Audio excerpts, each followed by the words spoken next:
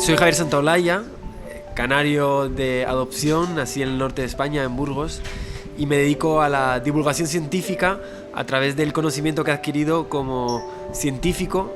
He sido ingeniero en telecomunicaciones y doctor en física de partículas, investigando en colisiones de partículas. Hoy me dedico a la divulgación después de 30 años dedicado a estudiar y entender la ciencia, porque desde pequeño pues es algo que siempre me ha interesado. La curiosidad siempre la ha tenido, siempre ha sido una parte de mi naturaleza. Desde pequeño siempre he intentado entender cómo funcionan las cosas y siempre he sido una persona muy activa, muy curiosa y con muchas ganas de saber qué es lo que ocurre con las cosas.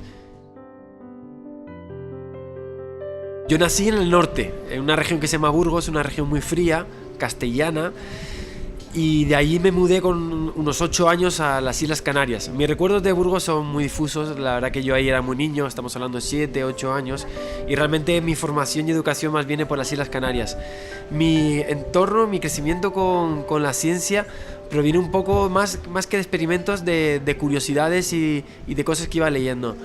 Nunca fui tampoco una persona muy metida en el mundo del escritorio, del laboratorio. Siempre fui una persona de puertas afuera, y por eso que mi raíz natural de entender el universo proviene más por el contacto con las cosas que por el encerramiento en intentar entenderlo desde los libros o desde la biblioteca. Siempre he hecho de menos en las clases el que se abran a la calle, porque yo me crié en el entorno científico tocando las cosas del día a día, las que hacen que nos entendamos cómo es en nuestro entorno y cómo vivimos dentro de este universo. Sí, una cosa que a mí me encanta hacer, y en las Islas Canarias es algo muy tradicional, es observar el cielo. Realmente el cielo de las Islas Canarias es uno de los más espectaculares del mundo. Hay uno de los observatorios astronómicos más grandes que hay en la Tierra, y las veces que yo iba a la montaña o incluso en la isla de La Palma, allí hay un gran observatorio astronómico, y yo iba a pasar los veranos allí y pasaba mucho tiempo mirando las estrellas, preguntándote si hay alguien que te estaría mirando a ti. Son las típicas preguntas que haces a un niño sobre la vida extraterrestre, y eso también fue un poquito la semilla de toda esa curiosidad y esas ganas de intentar entender qué es lo que hay ahí arriba. Yo fui un estudiante muy responsable. Odiaba hacer las cosas mal y odiaba sentirme que no llegaba. Y en ese sentido siempre fui un estudiante con muy buenas notas, muy estudioso, pero a la vez lo cierto es que durante los años de mis estudios no tuve tampoco ningún interés especial por ningún área. Siento con tristeza que no hubiera ningún profesor que me marcara, ni nada que fuera dentro del aula que me abriera los ojos a un nuevo mundo. Eso además es una parte importante de mi profesión actual. Me siento tan frustrado por lo mal que me fue en el instituto. Era un chico con un mundo interior muy, muy rico, con una buena capacidad para matemáticas y física, se me daba muy bien, y sin embargo ningún profesor me llamó la atención sobre algo, me quiso mostrar algo fuera del aula. Realmente cuando yo quise ir un paso más allá tuve que recurrir a los libros, porque no tuve ningún referente en el mundo de los estudios, en el aula, que me intentara. Yo creo que habría sido muy fácil que un profesor me hubiera extraído jugo a base de hacerme preguntas que me hubieran hecho reflexionar, o a base de mostrarme cosas más allá de lo que se enseña en clase. Eso fue una gran pena para mí, y es algo que también me marca mucho en el trabajo del día a día, porque cuando descubrí la realidad del mundo físico y de la física me sentí engañado y frustrado, y esa frustración y ese engaño es un motor muy importante en mi trabajo del día a día, de no quiero que nadie más se sienta engañado. Yo no oí la palabra cuántica hasta que no tenía 22 años. ¿Cómo puede ser? ¿Qué falla? Entonces es una parte muy importante de mi trabajo hoy en día, intentar romper esas barreras que hay, que separan el conocimiento interesante de la física de lo que se estudia en las aulas y lo que la gente sabe. quizás mi mejor modelo fue una mala referencia. A veces eso que se dice de por lo menos soy un mal ejemplo. Los malos ejemplos también funcionan porque sirven como motivación a mejorar. Yo tuve un muy mal ejemplo porque creo que no tuve la suerte de contar con un profesor que hubiera visto algo especial en mí y me hubiera motivado a seguir con ello. En ese sentido, los libros fueron mi salvación. Las cosas que más he aprendido en mi vida ha sido con los libros. Devoro libros y desde que tengo esa fuente, mis verdaderos referentes son Hawking, Michio Kaku, Brian Greene. Son los grandes escritores de la ciencia los que me han transmitido a mí la pasión, porque no tuve ningún profesor apasionado en ciencias. Lo tuve en letras, algún profesor de historia, pero no en ciencias. Hasta llegar a la universidad. En la universidad sí tuve buenos profesores. Yo leía muchas cosas de literatura variada, pero jamás me metí con un libro de ciencia hasta que yo tenía en torno a 21 años. Yo estaba estudiando ingeniería en telecomunicaciones. Básicamente lo hacía porque se me daban bien las asignaturas técnicas y sabía que iba a tener un buen trabajo, pero realmente no era algo que me apasionara la ingeniería. Y me acercaron un libro de Stephen Hawking, Historia del Tiempo. Fue el padre de mi novia, que fue esa persona que me acercó ese libro. Eso que yo extraño de un profesor, que te diga: oye chico, veo que tienes facilidad, léete este libro, ¿qué opinas? Y vamos a hablar. Eso nunca ocurrió. Y ocurrió con el padre de mi exnovia. Me acercó ese libro, yo lo leí y realmente a mí fue como...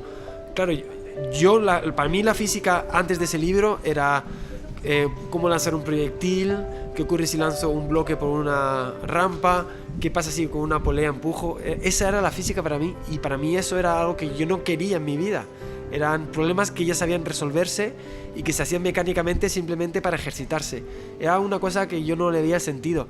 Cuando abrí el libro y empecé a leer agujeros negros, la expansión del universo, la antimateria, la estructura de partículas, la cuántica, y cuando vi que la física no solo es aplicar las cosas del día a día, entender, sino incluso responder misterios, eso fue una cosa que me cautivó. Yo no sabía que un científico se encargaba de descubrir cosas nuevas porque pensaba que no había cosas nuevas por descubrir.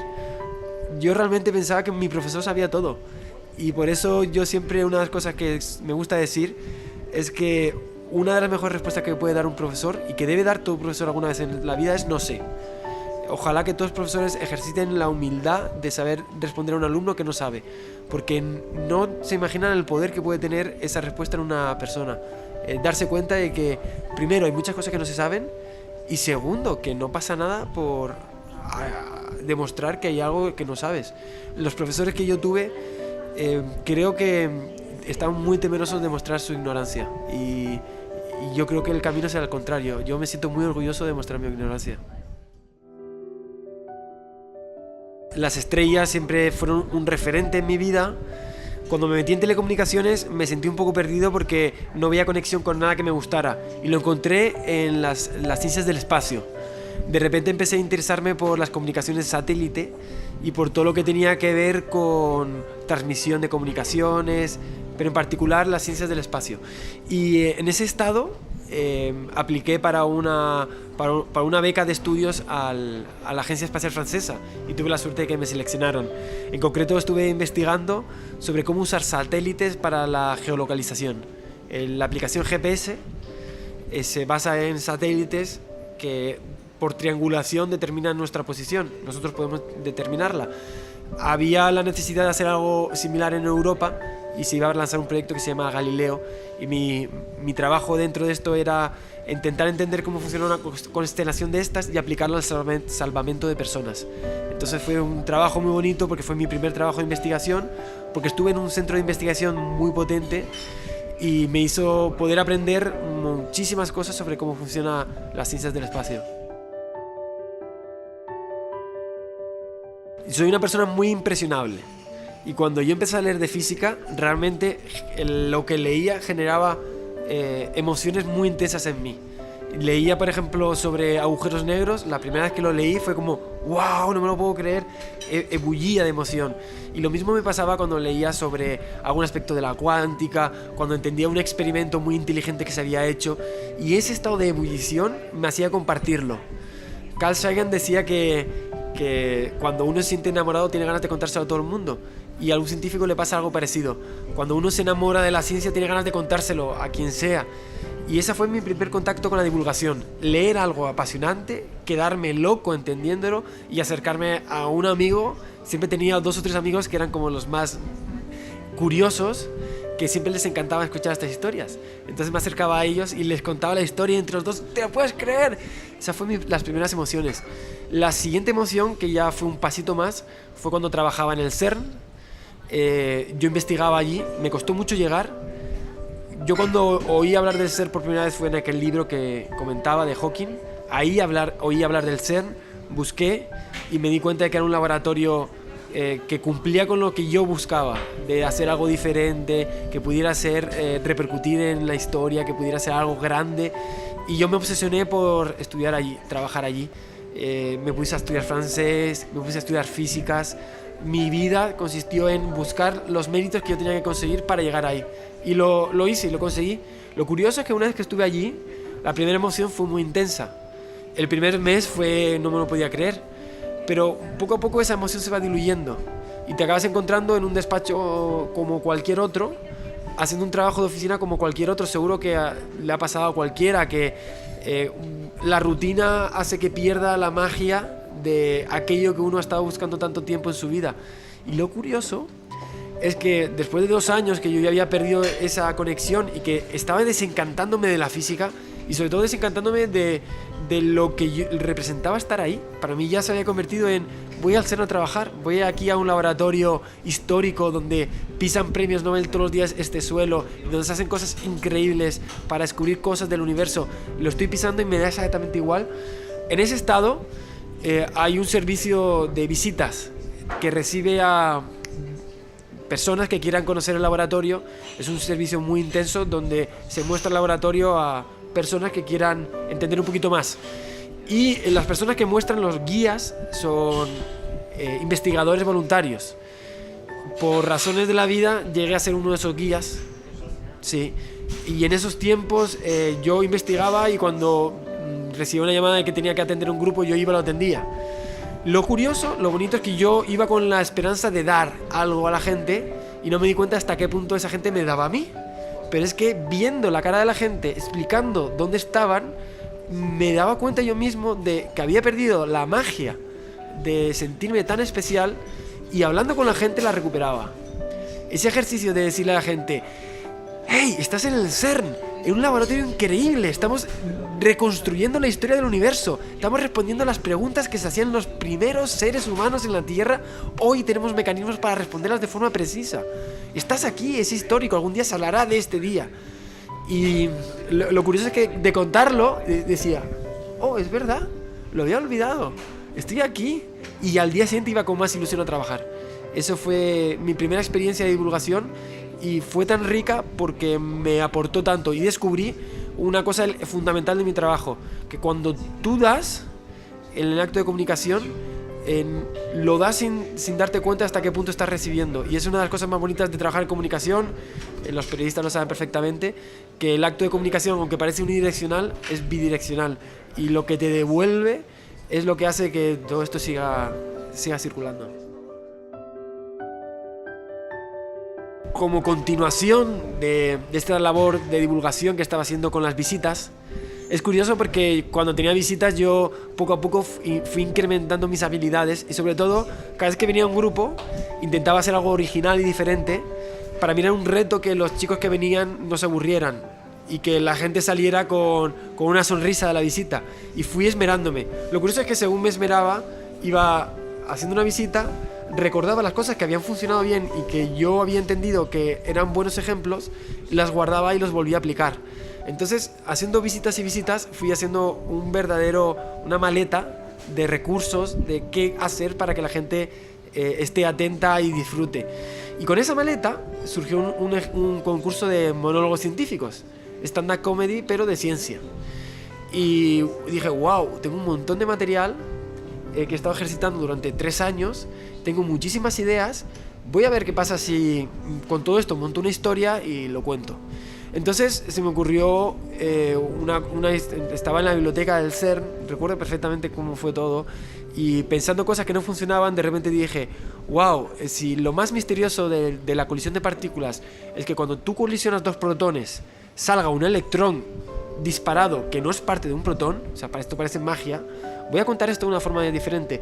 Voy a romper un reloj delante de la gente y voy a hacer una especie de magia para que salga algo diferente. Esa pequeña tontería llamó la atención al jurado del concurso y me metieron en la final. Yo nunca había estado en un escenario, no tengo formación artística ninguna. De hecho, siempre he pensado que el teatro era una cosa ridícula. Y de repente esa persona que se reía de las expresiones artísticas de repente estaba encima de un escenario. Fue un shock muy grande. Hice, después de muchos nervios, mucha practicar, lo hice de una forma decente, no gané el concurso, pero me quedó un gusanillo de wow, qué adrenalina, qué emoción, he hecho algo que nunca jamás pensé que fuera a hacer. Soy un cazador de experiencias, me encanta vivir buscando experiencias extrañas que jamás pensé que fuera a vivir, y esta dije, esto es definitivamente la experiencia más heavy que he tenido en mi vida, voy a intentar tirar de aquí a ver qué sale. Casualmente otros compañeros de este concurso tuvieron una sensación similar o por lo menos compatible y decidimos juntarnos para hacer un espectáculo. Habíamos visto que la historia que yo conté le gustó al resto, pero a mí me gustó la historia que contó el otro, y que en conjunto hacían una especie, no sé, se complementaban. Y decidimos probarlo. Lo probamos en un bar, la gente se moría de risa. Pues parece que funciona. Ahí empezaron a llamarnos de teatros. Fue un crecimiento espectacular. Llamó mucho la atención. La gente se sintió muy curiosa por wow, estos científicos salen del laboratorio, quitan sus batas a ir a un bar a un viernes por la noche contar chistes de ciencia. Qué cosa más curiosa. Y la gente venía y se reía. Y lo más curioso es que venían muchos con escépticos, ¿no? De qué va a pasar aquí. Y salían con una sonrisa. Y eso fue generando mucho boca a boca, mucha curiosidad. Y despegó en forma de grupo que llamamos The Big Bang Theory. Y que siguió llamándose The Big Bang Theory hasta que nos amenazó la Warner con denunciarnos. Esto es verídico. Y fue uno de esos capítulos más curiosos y extraños de nuestra carrera. El momento en que tuvimos que llamarnos Big Bang porque la Warner nos había amenazado. Actualmente somos 20 científicos. Yo he divergido un poco. Es cierto que, de hecho, fui una especie de manager del grupo, el que más actuaba, lo llegué a dirigir siendo el presidente, pero por diferencias y porque para mí fue una etapa. Yo no me siento un bicho de escenario.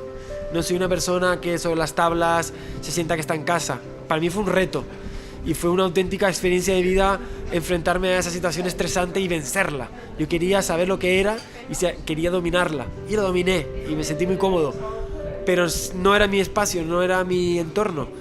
Cuando encendí la cámara, me grabé y vi el resultado, sentí que era donde a mí me gusta estar. Me siento muchísimo, infinitamente más cómodo delante de una cámara que delante de un público. Es una de esas cosas que uno no sabe por qué, pero delante de la cámara sale una naturalidad, una forma tan espontánea de expresarme, y me siento tan cómodo con la forma en que hago humor, con lo que se espera de mí.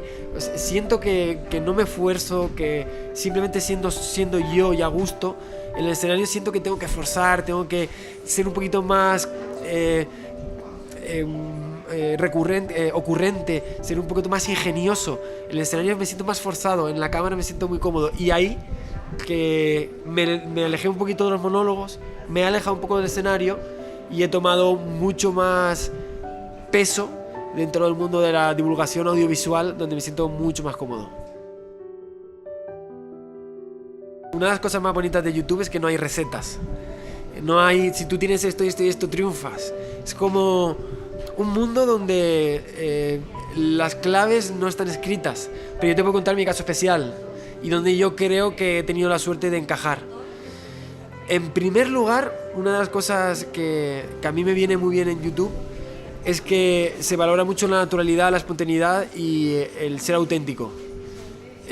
Yo, delante de la cámara soy yo, jamás finjo, y la gente lo nota. No solo notan que soy espontáneo, sino que notan que mi pasión por la ciencia es real.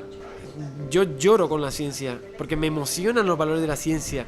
Tengo un conjunto de valores que además mis padres me inculcaron, de trabajo, de esfuerzo, sacrificio, pero también de cooperación, de comunidad. Y son valores que yo tengo muy integrados, que creo que son valores que corresponden a la ciencia y los siento muy parte de mi esencia.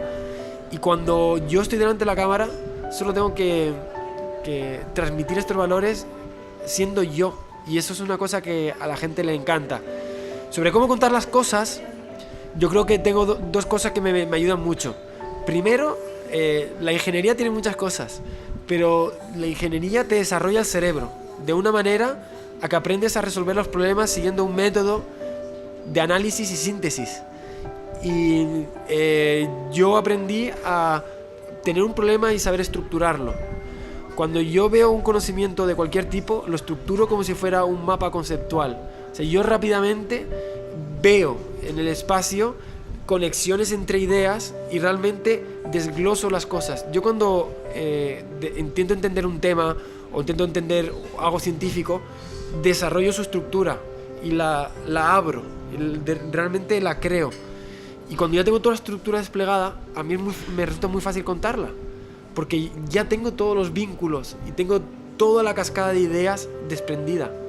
Muchas veces a la gente le cuesta explicar las cosas porque no realiza este trabajo previo de desengranar las conexiones, destripar lo que está ocurriendo ahí. Que yo destripe las cosas hasta ese punto hace que yo luego las pueda contar de una forma sencilla, porque yo lo que hago luego es dibujar ese mapa en la mente del resto de las personas. Entonces el trabajo quizás más difícil es ese, el de destripar la información.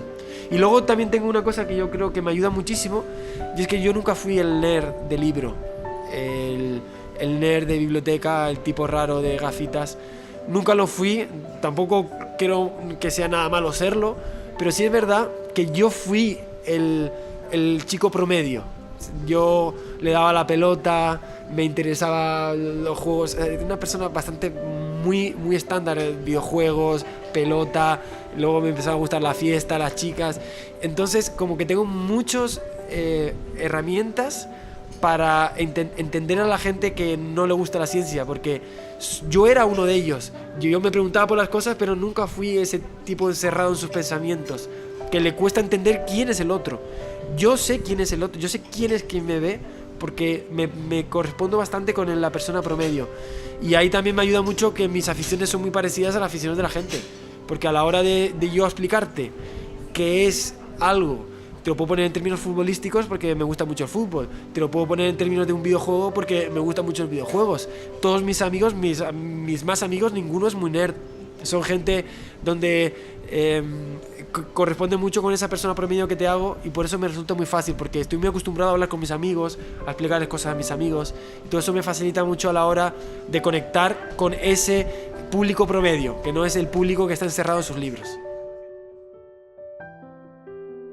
Yo soy esa persona promedio que nunca le ha llamado la atención a la ciencia y que de repente, a través de mucho esfuerzo y sacrificio, la ha entendido. Entonces yo puedo reconstruir ese trabajo que he hecho yo, lo puedo hacer para la gente. Entonces es como les estoy haciendo ese esfuerzo que yo he hecho a lo bruto, lo estoy haciendo yo por ellos, y usando los términos que a mí me habría gustado recibir. Yo, una de las cosas que intento hacer continuamente es pensar cómo era yo con 17 años, cómo pensaba yo cuando tenía 17 años y qué me habría gustado que me dijeran a mí con 17 años. Y me hablo mucho al Javier de 17 años y le digo muchas cosas. Y por suerte hay muchos Javier de 17 años por ahí, mucha gente que no sabe que le gusta la ciencia, tanto como yo descubrí, y por eso puedo abrir vías de comunicación con esa gente, porque realmente me estoy hablando a mí mismo. Yo recibí una llamada de una productora de televisión muy importante, internacional, que domina muchos formatos de televisión a nivel global, y querían introducirse en el mundo de la transmisión digital. Entonces estaban buscando diferentes temas para abrir canales en YouTube. Empezaron con curiosidades, cine, baile, cocina, y de repente surgió la posibilidad de vamos a hacer ciencia. llamaron a mi amigo matemático, que es de Big Bang y tiene derivando. Cuando le preguntaron por un físico, dijo: este es tu chico, porque tiene ese aire joven, conecta muy bien con la gente de instituto. Yo siempre, cuando iba actuando con Big Bang, siempre era el que sobresalía con los estudiantes. Cada uno tiene su tipo de público. Hay este que se le da muy bien los ingenieros, esta gente que le da muy bien el público más adulto. A mí me iban muy bien los estudiantes. Entonces el canal lo abrió esta productora, llegamos a un acuerdo y fue así como, es una forma muy rara de empezar en YouTube, porque yo ya empecé con un trabajo profesional. Yo tenía un set con cámaras, iluminación, un equipo de guionistas, y un equipo profesional sobre cómo manejar el contenido digital para que llegue a mucha gente. Ahí empezó todo, y empezó, como digo, una forma muy extraña, porque empecé a un nivel profesional sin conocimientos. Ellos me dieron los conocimientos, al igual que yo fui aprendiendo. Yo tengo una mente muy ingeniero y yo continuamente estaba con ensayo y error. Yo hacía las cosas, no funcionaban, voy a cambiar esto, no funcionaban, cambiaba otra cosa. Todo el tiempo analizando, o sea, mi cerebro es analizando, pensando, estructurando, generando conexiones, y llegué al final a una forma de pensar que ya era forma de pensar de YouTube. Y en ese momento dije: ahora quiero abrir mi canal en mi casa, al más puro estilo quinceañero, con los pósters de películas en el cuarto de la casa de los padres. Me abrí mi canal personal, que se llama Date un Blog. Ahí tengo ya 300.000 seguidores, que se suman a los 400.000 que decías, y que suman otros 200 vídeos. O sea, en total tengo ya unos 300 vídeos publicados. En este canal, como digo, con este conocimiento empecé a recorrer otra línea, que era la línea de empezar a aprender a producir, a grabar, a editar, a mostrarme ante cámara de una forma diferente. Ahora ya no tengo teleprompter, ya no tengo alguien que me dirige, ahora tengo que dirigirme yo, tengo que hacer todo yo. Y esto me dio un aprendizaje brutal. Voy a hacer 2 años ahora en agosto con este canal, y la verdad es que ha sido un laboratorio estupendo para yo aprender a comunicar en cámara. Y es otra de las decisiones claves de mi vida, el emprender este proyecto de divulgación en YouTube, ya no como el que está delante de la cámara, sino el que está detrás y lo produce, en este esfuerzo titánico que es realizar un vídeo desde el principio hasta el final, y que por suerte me ha dado tanto en mi vida también, porque me permite tratar otro tipo de temas.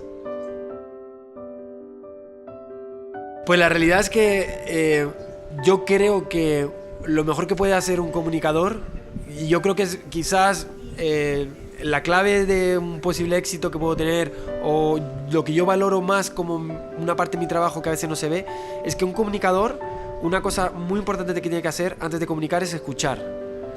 Y una cosa que yo hice mucho fue escuchar a la gente. En ese sentido, veía todos los comentarios, intentaba indagar en qué cosas encajaban, qué cosas no. Todos los mensajes que recibo los contesto. Intento establecer una vía de comunicación con la gente para entender qué estoy haciendo bien, qué estoy haciendo mal, qué llega, qué no llega. Hoy, después de todo este aprendizaje, han sido varios años intentando entender a la gente, qué es lo que sabe, qué es lo que quiere saber, qué le genera curiosidad, qué le genera dudas. Todo ese tipo de cosas me las he ido preguntando e intentando entender a mi audiencia. Y una vez lo he hecho, ya sé lo que esta audiencia quiere, ya sé lo que yo quiero. Lo que yo intento contar es la intersección de estas dos cosas. Es qué tipo de contenidos son los que a mí me gustan y a la vez llaman la atención de la gente. Creo que hacer una de las dos cosas que no están superpuestas es un error. Tanto hacer solo lo que yo quiero como hacer solo lo que la audiencia quiere es un error, porque yo necesito contar lo que a mí me gusta contar. No quiero ser esclavo de lo que la gente quiere consumir, pero a la vez tampoco puedo aislarme en mi mundo, porque yo estoy llegando a la gente y la gente es una parte importante de mi proyecto. Entonces vivo en esa intersección. ¿Qué hago? Pues leo muchas cosas, pienso mucho y estoy siempre intentando buscar momentos en los cuales yo sienta algo especial por algo que he aprendido. Básicamente cuento las cosas que a mí me emocionan, que sé que a ti te pueden emocionar, y armo el puzzle junto a lo que yo sé que la gente sabe. Cuando yo junto estas dos cosas surge la idea de un vídeo. Surge a través de esta conexión con un contenido que a mí me emociona y que pienso que a ti te puede emocionar.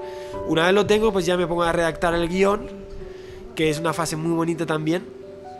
Y una vez tengo este guión, pues ya es cuestión de grabarlo y editarlo. Una cosa muy curiosa es que hay veces que oigo un contenido que digo, esto me interesa, quiero contarlo, pero no es el momento todavía. Esto me pasa muchísimo.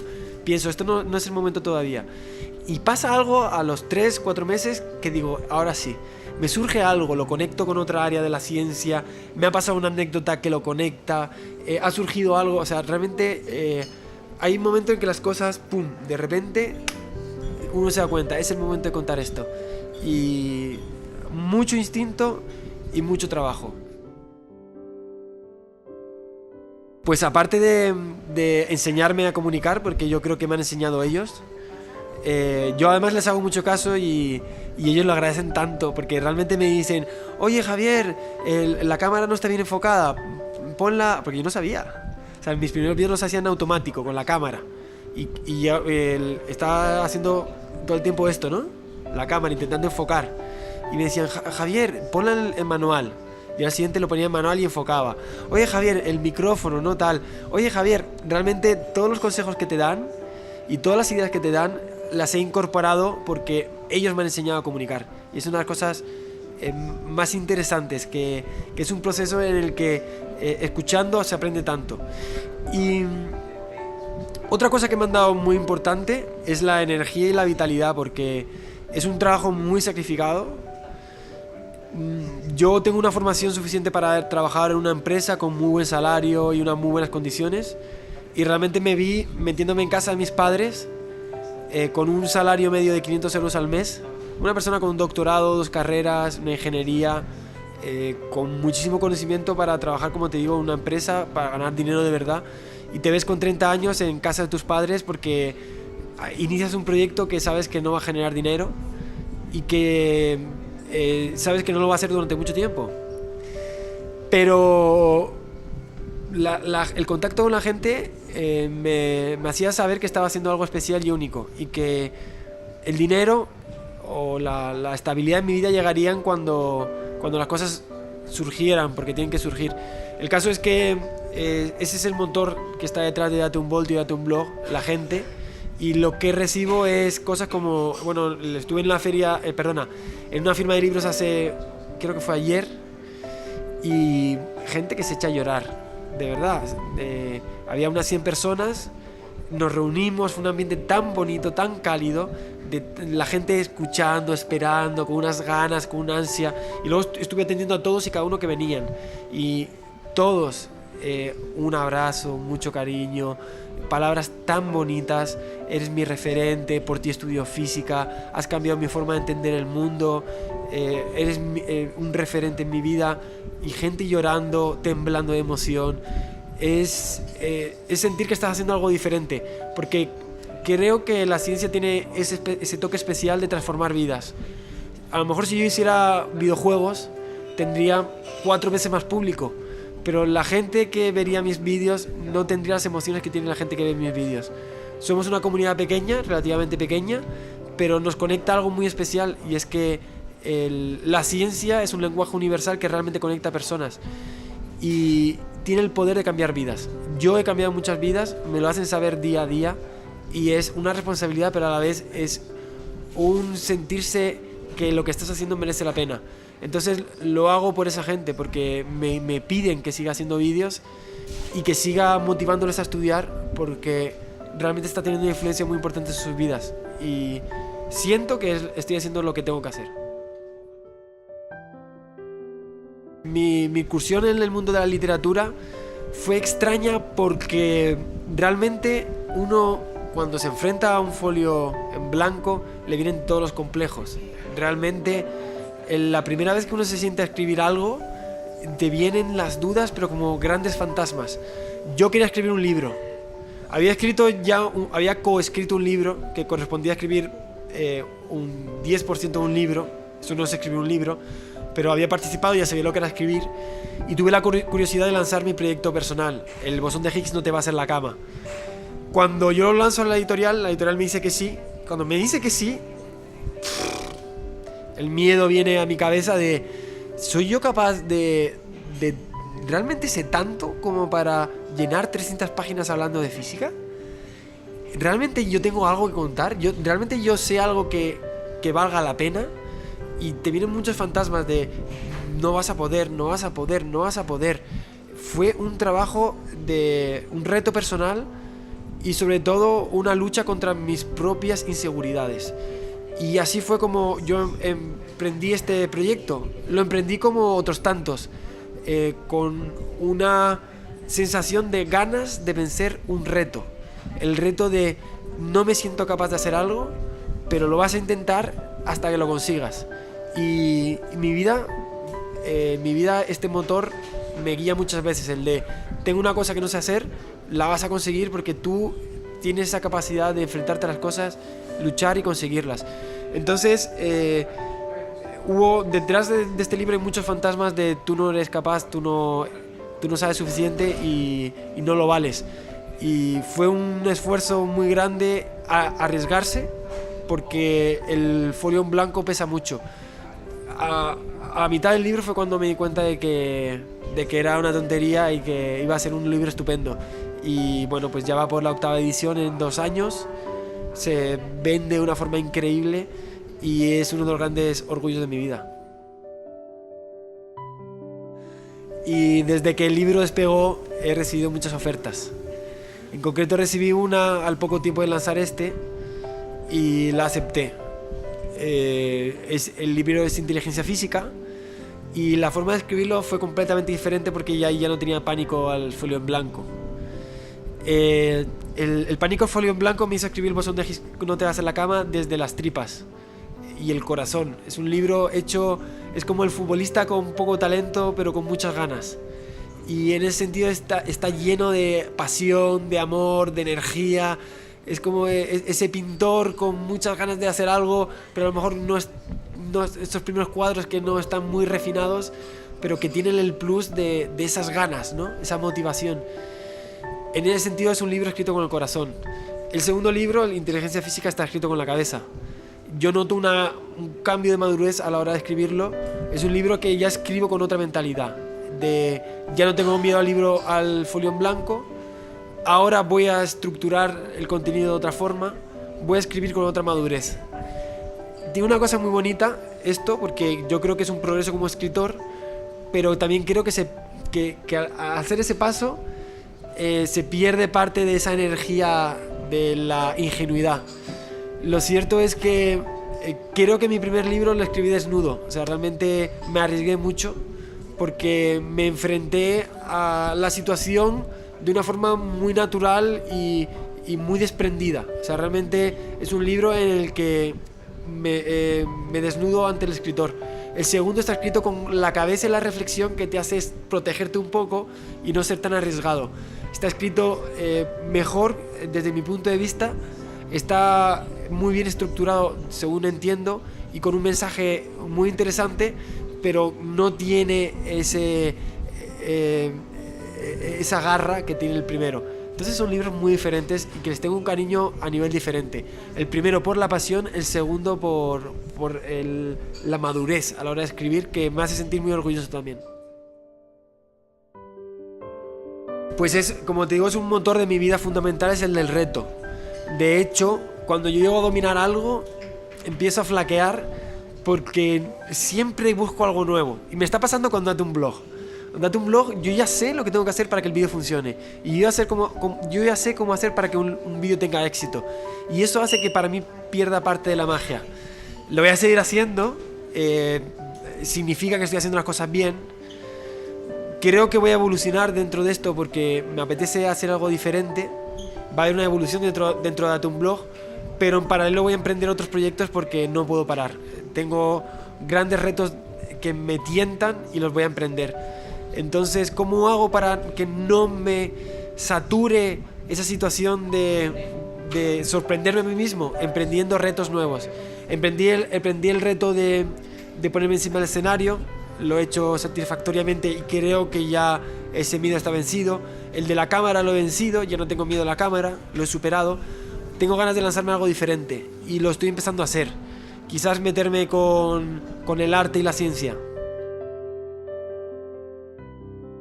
La ciencia tiene un método que se llama el método científico, que es uno se hace una pregunta porque ha visto algo que le ha llamado la atención. De esa pregunta surge una hipótesis con la cual intentas responder esta pregunta. Con esta hipótesis haces un experimento para ver si es verdad, y una vez has hecho el experimento lo compruebas y lo validas y haces una teoría. Este método científico que te acabo de contar es lo que se hace en los laboratorios de todo el mundo. Cualquier científico hace esto. Pero lo curioso es que los niños hacen esto. Cuando un niño nace, su método de entender el entorno, los seres humanos sobrevivimos porque nos hemos adaptado al entorno y hemos aprendido a entenderlo a base de experimentarlo. Entonces cuando un niño tira algo al suelo, realmente está usando el método científico para entender qué es el peso, qué es el sabor, cómo funciona el espacio, cómo funciona el tiempo. Se está haciendo preguntas y está usando el método científico para responderlas. En la escuela se rompe el método científico, que es la forma en que estamos acostumbrados a aprender. Es la forma en la que aprendemos de forma natural, el método científico. En la escuela te dan la respuesta a una pregunta que no te has hecho, usando métodos que ni siquiera te has sentido tentado a usar. Lo que te quiero decir es que se construye el edificio por el tejado. Muchas veces el profesor llega y les dice: vamos a la fuerza de la gravedad, se estructura porque no sé qué, y la desarrolla. Un niño no procedería así, y un investigador tampoco. Lo primero que haría sería: vamos a ver algo curioso sobre la gravedad. Vería algo curioso y se haría una pregunta. De esas preguntas surgirían otras preguntas e hipótesis, y de esa hipótesis se construiría toda una teoría. Mi consejo es aprovechar la curiosidad de la gente y las preguntas que se hace la gente para a partir de ellas crear el contenido. Entonces vamos a despertar la curiosidad. Antes de enseñar te voy a picar el gusanillo, que además yo lo hago en los vídeos. Lo primero que hago en los vídeos, en los primeros 10 segundos, uso ganchos. Es decir, uso técnicas para que tú quieras saber más. El profesor, si quiere mantener la atención, lo primero que tiene que hacer es el gancho. Empieza la clase con un gancho, algo que les llame la atención, que les haga preguntarse las cosas. Cuando se la hayan preguntado, hágales pensar y que cada uno intente pensar cómo se puede solucionar. Una vez lo solucionado, guíalos para que lleguen a la respuesta correcta, usando otras preguntas, dando pistas, y entre todos armen una teoría. Cuando la teoría esté armada, ahora ya vamos a la pizarra. Pero ir directamente a la pizarra es construir el edificio desde el tejado, y todos sabemos que el edificio se construye desde los cimientos, ¿verdad? La verdad es que ser científico implica constantemente preguntarse sobre cualquier cosa, sobre todo lo que ocurre en el universo. Y lo cierto es que una de las cosas que aprende un científico es que por cada pregunta que se responde surgen otras 3. Y esto es una cadena de misterios que se va propagando y que hacen que el mundo científico cada vez esté más poblado de dudas, de incógnitas. A mí, por formación también, lo que más curiosidad siempre me ha dado es la composición de la materia. Entonces yo soy físico de partículas y quizás todas mis preguntas siempre han ido sobre de qué están compuestas las cosas, realmente cuál es la estructura del universo. Me encantaría saber realmente la respuesta a este tipo de preguntas. Mi trabajo en física y en comunicación, uno de los pilares muy fuertes son las redes sociales, porque es un método que yo he encontrado para es como una especie de plaza de las antiguas donde la gente se encuentra. En este caso es una plaza de la ciencia donde nos encontramos gente, como decías tú, de rincones más insospechados, y en ese sentido es una plaza en la que he tenido la oportunidad de viajar a tantos lugares del planeta y a gente que no habría podido yo contactar de otra manera. Y en estas redes sociales yo me muevo mucho porque es una alegría poder sentir esa sensación bidireccional de enriquecernos mutuamente. Entonces allí me van a encontrar porque allí vivo. Una de las cosas que me pesa es estar pegado al móvil, es la parte negativa, pero la parte positiva es que respondo preguntas, siempre me intereso por lo que me dicen y siento que no me siento como el que está en lo alto de la plaza hablando al resto, sino me siento que estoy al nivel del resto, como uno más en una cadena en la que nos conectamos a través de la curiosidad y donde hablamos de tú a tú de una forma muy, muy democrática y muy horizontal. En ese sentido, pues pueden encontrar muy buenos rincones para aprender de física y para curiosear y alimentar la mente en mis redes sociales, que son en los canales de YouTube. La trilogía que tengo es Date un Voltio, Date un Blog y Date un Me. Son 3 canales porque enfoco formas diferentes de acercarme a la gente.